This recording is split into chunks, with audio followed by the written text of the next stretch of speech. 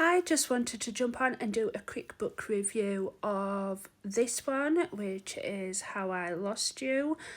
This one I'm reading for a book club, so I'm not sure would I have picked it up. Maybe. I think it's quite an oldish one. And it follows a woman who's been in a mental institution for the last 4 years for killing her baby. So she's been convicted but also found to be suffering from like a psychotic break and like postnatal depression, things like that. So it sort of follows her story. So she's been let out of this mental facility and she is trying to readjust to being back in the world and whatever. So she's living under an assumed name, etc. So this is like one of the viewpoint characters.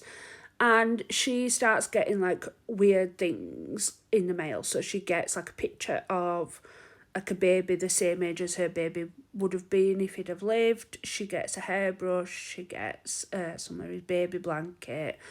So she thinks like somebody's messing with her. Maybe it's the ex-husband. Maybe it's, whatever. So she starts this journey with a journalist and a best friend to try and find out who's sending them, why they're sending them, whether, what actually happened on that day, because she can't remember. So that's sort of one bit of it. And then the other bit is told from it's a teenager called Jack. And Jack is telling his story in the past, basically. And he is obviously some sort of a psychopath or sociopath. So he's not showing the things he's doing, not showing any empathy or sympathy or anything like that. So he's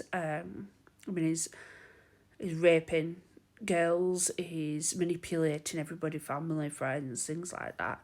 So we've got his point of view, and obviously at some point I'll not give any spoilers, but these sort of two storylines converge and you find out what happened that day, what happened in the past, and how it's all interconnected.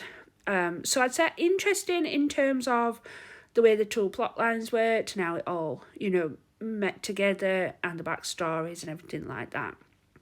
However, the main character, for me, I was a little bit annoyed with her, I think, or frustrated is probably a better term, because I've read quite a few recently where it's like, oh, I've no memory.